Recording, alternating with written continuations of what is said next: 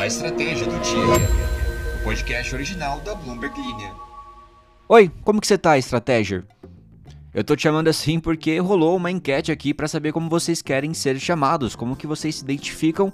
A disputa estava entre estrategistas e estrategers levou a melhor. Como somos a favor da democracia, eu vou chamar vocês de estrategers a partir de agora. Que fofo, estrategers. Bom, não vamos ficar tão felizes por enquanto, porque secas, chuvas e incêndios da Ásia e as Américas estão gerando preocupações com safras no mundo todo e já estão pressionando os preços das commodities agrícolas, o que pode acabar repercutindo no seu bolso. O Bloomberg Agriculture Spot Index, que é o nome que eu vou usar para impressionar vocês para me referir ao índice que acompanha as cotações dos principais alimentos, caminha para um ganho mensal de cerca de 7%, que é o maior desde a invasão russa da Ucrânia, que fez os preços dispararem no início de 2022. Então hoje nós vamos falar disso e também vamos falar sobre o posicionamento do Fed quanto à redução da taxa de juros. O presidente do Federal Reserve, o Jerome Powell, disse que o Banco Central americano vai reduzir taxas de juros ao longo do tempo, enfatizando novamente que a economia americana continua sólida. Mas antes disso, quero lembrar que está chegando o dia do Bloomberg Linha Summit 2024. Esse é o encontro de líderes e empresários que representam o PIB do Brasil, da Faria Lima ao agronegócio. É o ponto de encontro de discussões sobre o futuro econômico, as oportunidades de investimentos e as novas tendências de inovação no mundo. Essa vai ser a terceira edição do evento, que acontece em São Paulo, no dia 7 de outubro, no Hotel Rosewood. E é claro que o evento também é uma ótima oportunidade para fazer networking. Para você garantir a sua ida, nós disponibilizamos um cupom exclusivo de 40% de desconto para os estrategers. Estrategers, não estrategistas. É só você acessar o site www.bloomberglinea.com.br/summit-2024/de-novo e colocar o código SummitBR Estratégia. Eu vou deixar aqui na descrição o site e o código para vocês. Uma pessoa recentemente comentou do meu sotaque, que tem um sotaque do interior de São Paulo. Eu queria deixar claro que eu cresci no interior de São Paulo, apesar de ser chileno, eu cresci na cidade de Taubaté. Então por isso que eu falo porta às vezes. Esse é o motivo. Inclusive um antigo colega de trabalho sempre fazia questão de lembrar o quão irônico é trabalhar com jornalismo e ser da capital da fake news.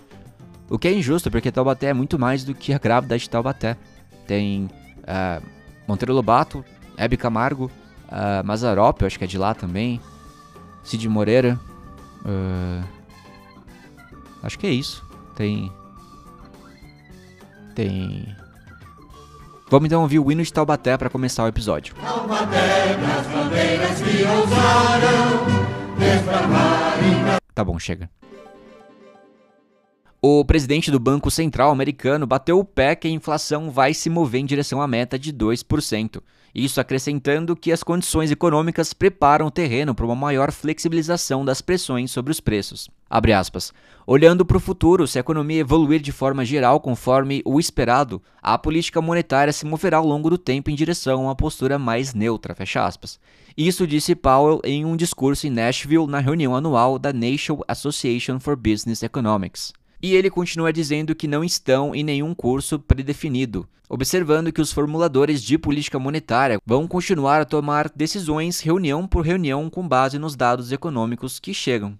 Lembrando que uma taxa de juros neutra é aquela que não acelera nem desacelera a economia. A taxa atual de juros do Fed, que foi reduzida para entre 4,75% e 5% ao ano, ainda é considerada alta e pode frear a economia. As declarações de Powell não deixaram claro como o Fed vai ajustar os juros nos próximos meses, o que é uma preocupação importante para os investidores. O Banco Central cortou os juros em meio ponto percentual no início de setembro, que foi a primeira redução desde 2020. E isso foi um corte bem maior do que o normal. As autoridades explicaram que isso foi feito para proteger o mercado de trabalho que está desacelerando. Na segunda-feira, Powell disse que o mercado de trabalho ainda está forte, mas desacelerou no último ano.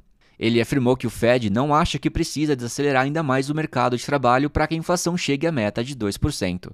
A inflação tem caído nos últimos meses, como mostrado pelos dados do governo, divulgados na semana passada. O indicador preferido do Fed subiu apenas 2,2% nos últimos 12 meses, o que deu mais confiança de que a inflação está caindo, permitindo que o foco seja o mercado de trabalho. Apesar desse progresso, algumas autoridades ainda estão cautelosas com um corte rápido demais nos juros, já que isso poderia trazer a inflação de volta. Powell admitiu que a queda da inflação nos preços de moradia está acontecendo devagar, mas ele acredita que vai continuar a cair com o tempo. Na reunião desse mês, as autoridades do Fed previram mais 2 cortes de juros até o final de 2024 e ainda mais um corte em 2025. No entanto, alguns acreditam que pode ser menos cortes. Os investidores esperam que o Fed corte os juros em mais 0,75% até o final do ano, o que poderia acontecer em novembro ou dezembro, segundo os mercados. Alguns membros do Fed disseram que se o mercado de trabalho piorar muito, outro grande corte nos juros pode acontecer ainda. Uma das autoridades do Fed preferia um corte menor do que o último que aconteceu. Ela acha que os riscos de inflação ainda são altos e que o Fed deveria cortar os juros mais devagar. Na sexta-feira, novos dados sobre o mercado de trabalho serão divulgados. Os economistas esperam que 150 mil novos empregos tenham sido criados em setembro, o que mostraria uma desaceleração do mercado. E a taxa de desemprego deve continuar em 4,2%. Embora ainda esteja longe do pico de anos anteriores, os preços dos alimentos estão subindo por causa dos impactos climáticos no Brasil, Vietnã e Austrália, que prejudicaram a produção de açúcar, grãos e café. E o que acontece geralmente quando se tem incerteza sobre a oferta de um produto? Os compradores aceitam pagar mais por isso. Essa é uma mudança em relação ao início do ano, quando os preços dos alimentos estavam sob controle por causa da expectativa de oferta alta e demanda baixa, especialmente em lugares como a China. Se os preços continuarem subindo, isso pode afetar os preços dos alimentos nos supermercados. Isso disse Denis Wozniacki. Denis Wozniacki, diretor de economia sustentável do Commonwealth Bank of Australia. Que nome difícil, meu amigo. E o índice de commodities agrícolas acompanha safras usadas para alimentar animais, adoçar bebidas e fazer pão. Outras culturas menores, como o cacau, também ficaram mais caras em 2024 devido à escassez na África Ocidental e também o clima ruim que aumentou os custos de legumes em vários países. Os preços futuros do trigo em Chicago subiram em setembro, pois o mau tempo em grandes países exportadores ameaça reduzir ainda mais os estoques que já estão no nível mais baixo em 9 anos. Na Austrália, as plantações têm sofrido com secas e geadas, enquanto a falta de chuva na região do Mar Negro tem dificultado o plantio para a próxima safra. Ao mesmo tempo, os preços futuros da soja estão subindo mais rápido em 2 anos, com o Brasil enfrentando sua pior seca em décadas. Essa seca, como a gente sabe, tem atrasado o plantio e deve continuar em algumas áreas. Além disso, os incêndios nas plantações de cana-de-açúcar aqui no Brasil fizeram os preços futuros do açúcar subirem quase 17% este mês. O preço do café arábica atingiu o nível mais alto desde 2011 devido ao mau tempo no Brasil, que prejudicou as plantações durante o período importante de floração. Já a variedade robusta, que costuma ser mais barata, também foi atingida e está quase tão cara quanto a arábica. Aliás, você sabe a diferença entre o café robusta e arábica, né? O café arábica é aquele mais valorizado por seu sabor mais suave e complexo, com notas mais variadas, e por isso ele é o tipo preferido de redes de café premium, como o Starbucks, por exemplo.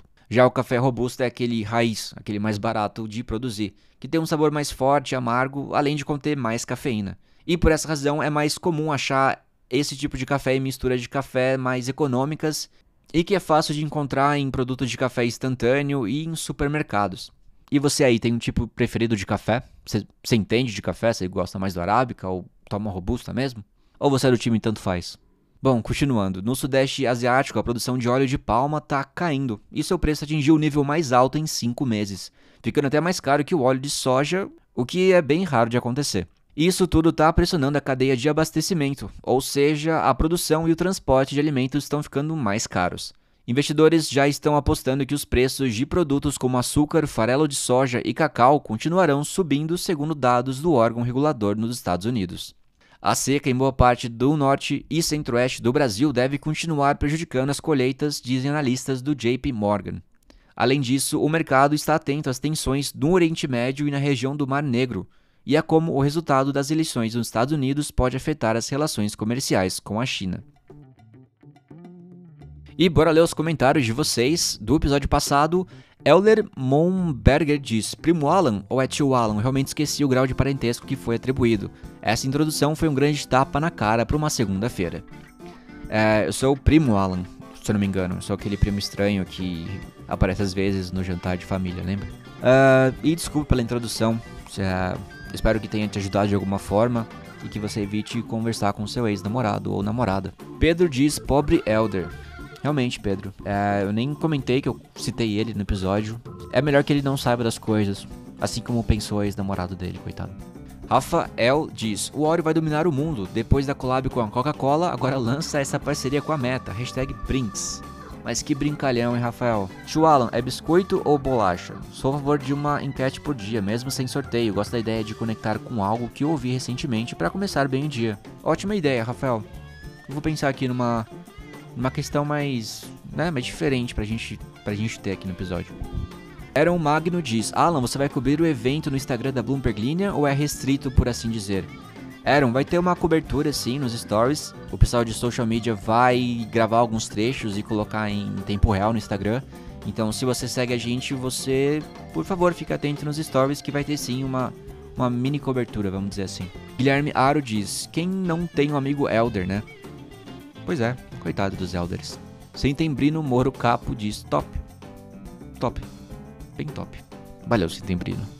Acabou setembro. Eu me pergunto se você vai mudar seu nome pra Outobrino. Te procurar no Spotify pra ver se você mudou seu nome.